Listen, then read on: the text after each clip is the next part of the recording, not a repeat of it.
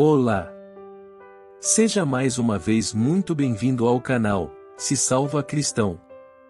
Graça e paz a todos. Prepare-se para poder desfrutar de um momento com Deus, mas antes, eu convido você para fazer parte de um bem maior. Convido você a divulgar e a compartilhar este vídeo. Seja com seus amigos, seus familiares, mas compartilhe. Assim podemos levar essa mensagem para mais e mais pessoas. Muito obrigado.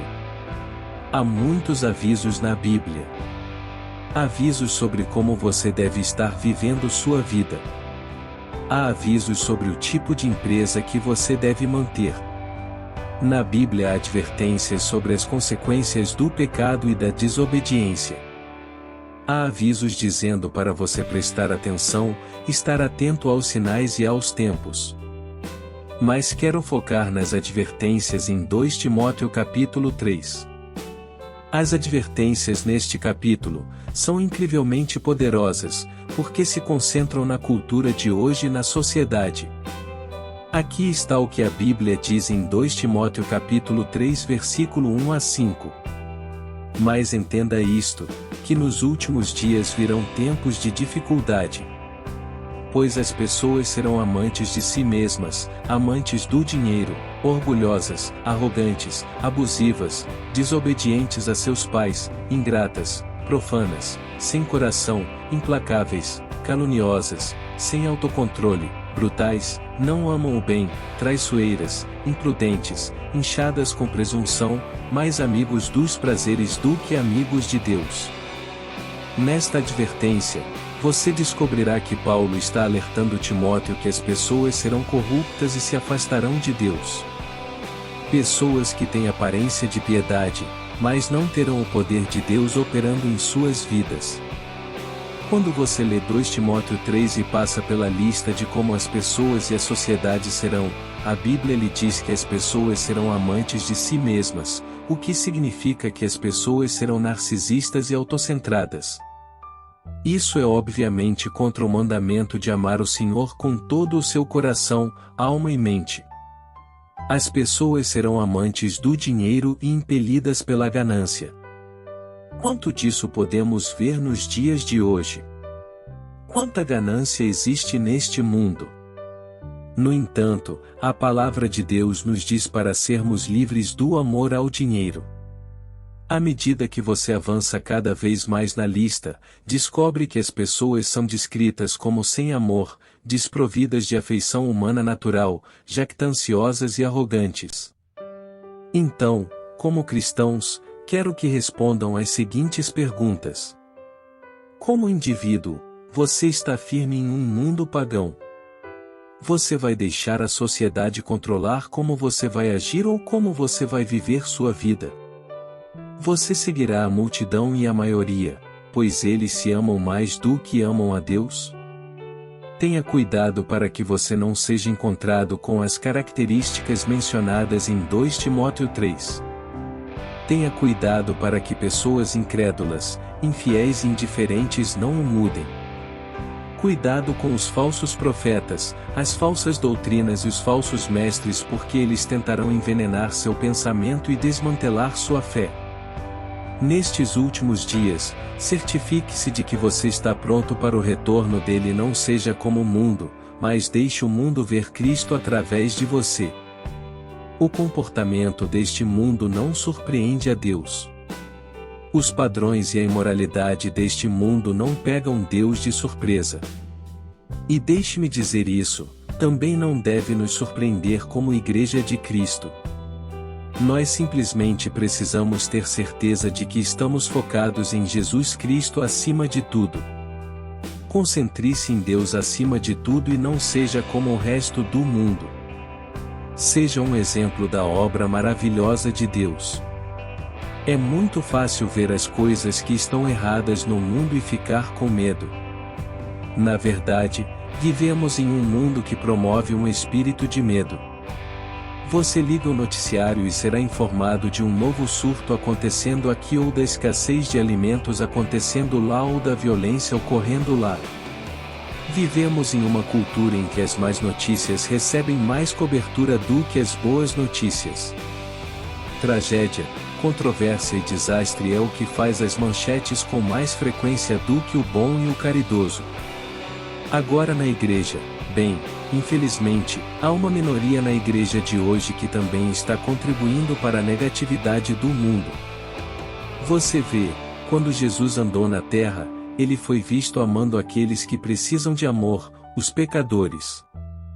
Mas em algumas partes da igreja hoje, há muitos que negligenciam aqueles que precisam receber o amor de Cristo porque, bem, eles amam a si mesmos.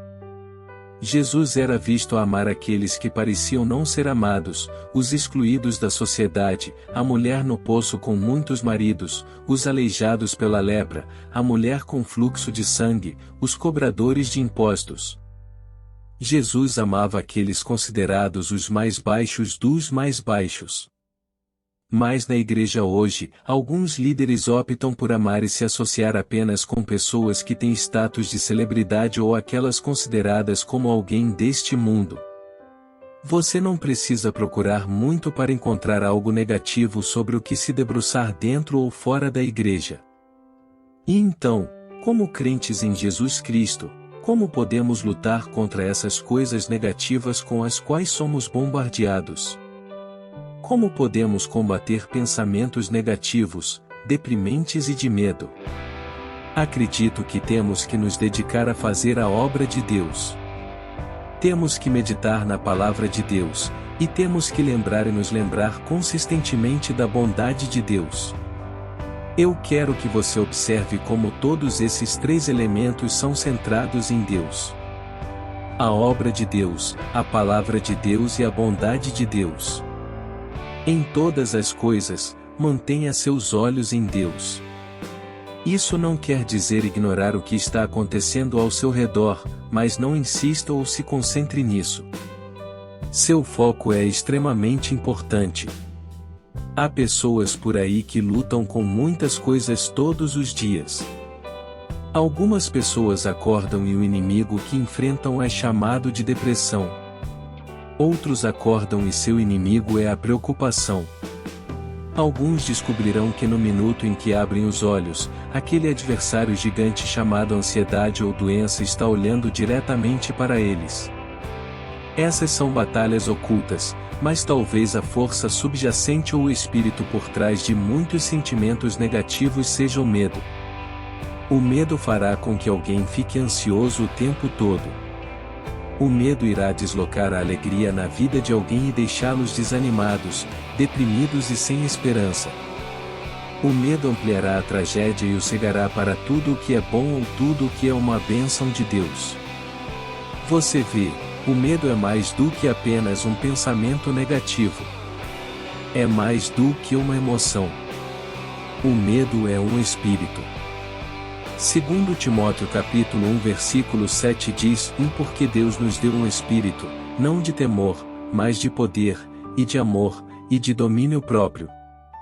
A tradução amplificada elabora e diz: pois Deus não nos deu um espírito de timidez, ou covardia, ou medo, mas Ele nos deu um espírito de poder, e de amor, e de bom senso, e disciplina pessoal, habilidades que resultam em mente calma, bem equilibrada e autocontrole. O medo é um espírito. A Bíblia não diz que Deus não nos deu um sentimento ou emoção chamado medo. Não, diz que Ele não nos deu um espírito de medo. Conta-se a história de um homem que testemunhou um grande engavetamento acontecendo na estrada. Enquanto dirigia, percebeu que em uma das saídas da rodovia em que estava, havia uma fila e alguns carros trafegavam em velocidades tão altas que não conseguiam parar a tempo. Então este homem está dirigindo, ele está olhando para todas aquelas pessoas pobres que bateram nas costas umas das outras, e ele está apenas olhando para este engavetamento acontecendo em tempo real. Então, de repente, ele cai. O incrível é que enquanto toda essa carnificina estava acontecendo, esse homem tinha um caminho claro para seu destino. O engavetamento aconteceu na pista de saída lateral próxima.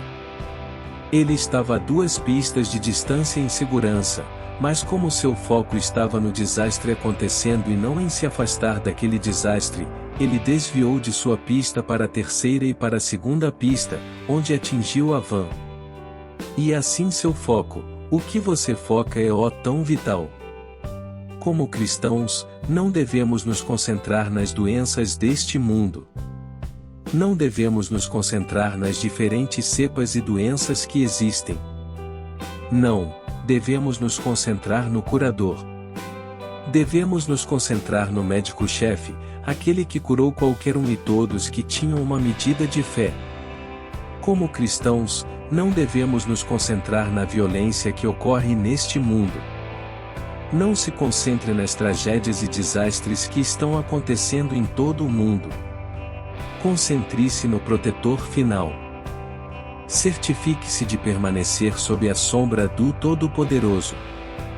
Resumindo, o que estou lhe dizendo para fazer é se concentrar em Jesus.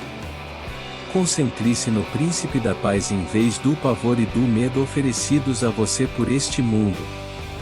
Concentre-se no Libertador, Jesus Cristo, em vez do pecado. Porque, em última análise, focar no pecado não o libertará, mas focar em Jesus é o que o libertará. Se você optar por se concentrar no vício que tem, na fortaleza que tem, na escravidão sob a qual está, o que acha que vai aumentar? O que você foca, você amplia. O que você focar ficará maior. Quando Pedro estava andando sobre as águas, você sabe o que o fez afundar? Ele tirou seus olhos, ele tirou seu foco de Deus. Mateus capítulo 14 versículo 28 a 30 diz: E Pedro lhe respondeu e disse: Senhor, se és tu, manda-me ir ter contigo sobre as águas. Então ele disse: Venha. E quando Pedro desceu do barco, ele andou sobre as águas para ir a Jesus. Mas quando ele viu que o vento estava impetuoso, teve medo e começou a afundar, clamou dizendo: Senhor, salva-me. A Bíblia diz: E mais quando ele viu que o vento estava impetuoso, ele ficou com medo. Quando você começa a se concentrar em tudo o que está acontecendo ao seu redor, quando você começa a olhar para tudo o que está acontecendo ao redor do mundo, você ficará com medo. Mas se você se concentrar em Jesus, se você se concentrar no Príncipe da Paz, você será abençoado. Você permanecerá alegre e esperançoso, mesmo em meio a problemas. E então lembre-se dessas 3 chaves para superar pensamentos e sentimentos negativos. Dedique-se a fazer a obra de Deus, ou seja, mantenha-se ocupado fazendo algo para o Senhor. Dê a si mesmo algo divino para se concentrar e colocar energia. E em segundo lugar, encorajo você a meditar na Palavra de Deus. Encontre um versículo para se concentrar e refletir para que seu espírito permaneça fortalecido e elevado. E, finalmente, lembre-se sempre da bondade de Deus. Isso o levará a ter sempre um espírito de gratidão e louvor. Então, em tudo que você fizer, certifique-se de estar fazendo a obra de Deus. Certifique-se de estar habitando na Palavra de Deus. E certamente lembre-se da bondade de Deus. Agora você já ouviu um pai dizer a seu filho: Esta é a última vez que vou dizer para você parar de fazer isso. Imagine se Deus dissesse isso. Ou que tal alguém que é parado pela polícia e o policial diz: Este é o seu aviso final. Imagine se Deus dissesse isso. Dá um arrepio na espinha só de pensar no Senhor nos dando tal aviso. Felizmente, os caminhos de Deus não são como os do homem. Mas isso não significa que podemos tomar liberdades. E embora Deus não diga apenas: Este é o seu aviso final, como um ser humano faria, Ele ainda nos dá avisos em sua palavra. Isaías 55 versículo 6 diz: Busque ao Senhor enquanto se pode achar. Invoque-o para a salvação enquanto ele está perto. Agora, lendo nas entrelinhas, este é um aviso sutil para mim. Porque isso me diz que chegará um dia, chegará um tempo em que você pode buscar o Senhor e não encontrá-lo. Então, de certa forma, estamos sendo avisados: faça isso agora. Busque o Senhor agora. Ore, jejue, adore. Faça tudo o que puder agora enquanto ele pode ser encontrado. Gálatas 6 versículos 7 e 8 traz outro aviso. Não se iluda. Deus não se zomba. Pois o que alguém semear, isso também colherá. Pois quem semeia na sua própria carne, da carne colherá corrupção. Mas quem semeia no Espírito, do Espírito colherá a vida eterna. Mais uma vez, quando você examina esta mensagem das Escrituras de perto, você pode começar a ligar os pontos.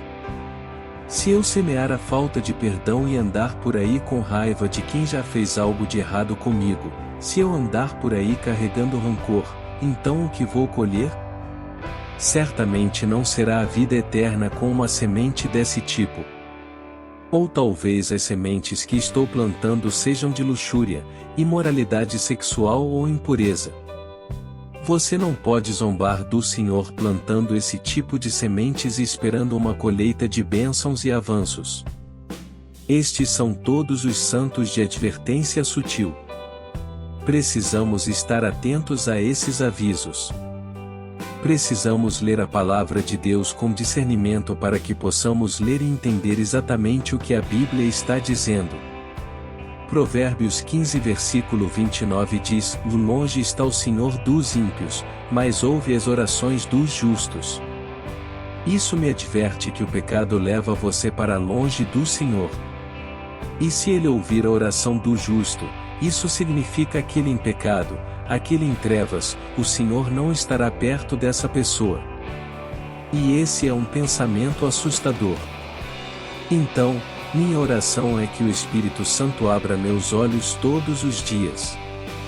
E toda vez que eu abrir as Escrituras, que eu possa discernir esses avisos sutis e que eles ressoem em mim. Santos, Deus é amoroso, misericordioso e justo. Portanto, nunca devemos pensar que podemos passar a vida fazendo o que quisermos, sempre que quisermos e sem enfrentar consequências. Prestem atenção às advertências na Bíblia, santos. Agora, não se esqueça de dar um like, de se inscrever no canal e principalmente de compartilhar. Alguém pode estar precisando tanto quanto você. Ajude o canal a crescer e as pessoas a florescer em Cristo. Glória a Deus e tenha uma boa noite.